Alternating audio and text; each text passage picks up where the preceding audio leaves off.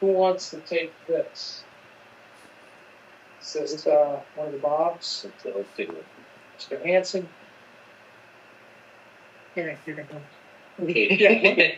Number 3 is the waterline composition certified inspection. Lead copper. Oh, That's, I don't know. I asked that we bring it up and talk about it last meeting, and I don't. Yeah, we don't have to have everything done. We need everything identified, but we don't have to actually have all of the information available. But it's still, it's just a ton of work. It's overwhelming when you think of all the places you have to look at to try to identify what they have or don't have. A lot of it we can do based on when the places when the homes were built. It's a good starting point. yes. It's easy to get that information. A lot of people have updated their plumbing since they were built, and they were built in like 1925 or something. Yeah, some of the other places just don't have a clue. I mean, Yeah. In fact, who knows what some of the McDonald's I mean, I've never. habitat. I've been all over here. I've never seen any lead copper or lead pipes service lines anywhere. It doesn't mean there aren't any. For a starting point, what other than what might be on print? I can't think of anything else other than just looking at the meter and seeing what kind of pipe is on their side of the meter and assuming that goes to the house. I won't let you assume that. You have to verify both ends. Right. But you're saying in October when we have to have this report procedural shtick on how we're going to go. Yes. That we just have to have an idea. I mean, we don't. At that time in October, we're not saying, okay, we know we're going to have 95% of this and 40% is of this, of whatever. Bob and I will both know a lot more after April. The DEQ, I was just trying to look it up here. They have a meeting. They were going. Should be there. That they're going to be discussing the lead copper rule and what it means. Because in reality, you signed up for it down at the Iron Horse down in Ironwood. You mean? Yeah. Yes. Yeah. The Best Western. Yeah, something like that. So yeah, I want to see where it's going with that. I mean, when you take the city of Chicago thing and say, "Hey, it'll take us 100 years." No, we're not doing it. Kind of a thing. Yeah, not in the word of the shape here. Yeah. True. Bob, are you going down to that one? Yes, I'm going to be at that one. There it is. It's the 24th of April. Yeah. It's an all day training class.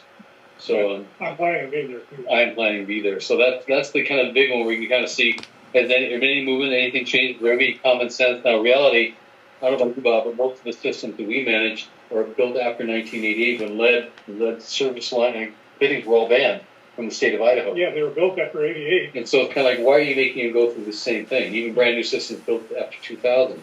So I'd like to see that, but again, we have some that are before that. So this system was put in what, 78 or so? Yeah. 79? But I think the thing that's the hard pill for everybody to swallow is an unfunded mandate. They want us to go do all this and there's no funding for it.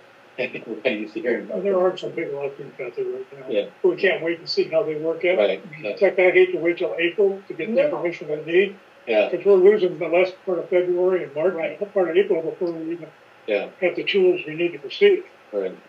Well, I can help you with 5 or 6 of them. I installed them.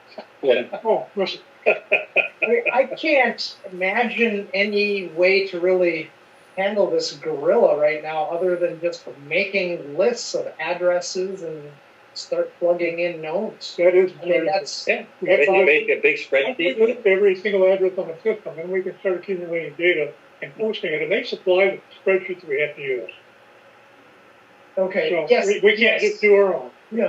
well, we can, but eventually it would all have to be moved to their. Yeah, it's not like the guidance section of their manual where you can use anything you want. You don't have to use the guidance. This is something EPA specified has to be used. It's actually form number. No wiggle room. Is this something that individuals in their home or business, if their water line comes into their basement, for instance, they can take a picture and email it in or something like that? They can do that and ask.